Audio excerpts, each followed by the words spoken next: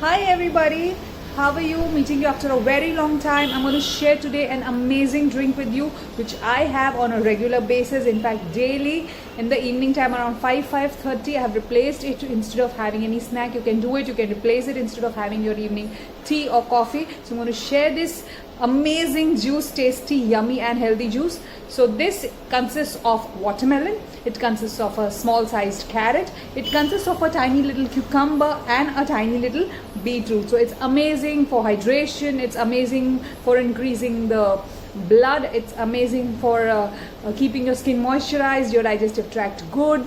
So please start incorporating this into your daily diet, and I'm going to gradually keep sharing what all do I have in the morning, the vegetable juices, the smoothies, the fruit and vegetable smoothies, everything, so that it can help you as much as it helps me on a daily basis. So swasth raho, mast raho.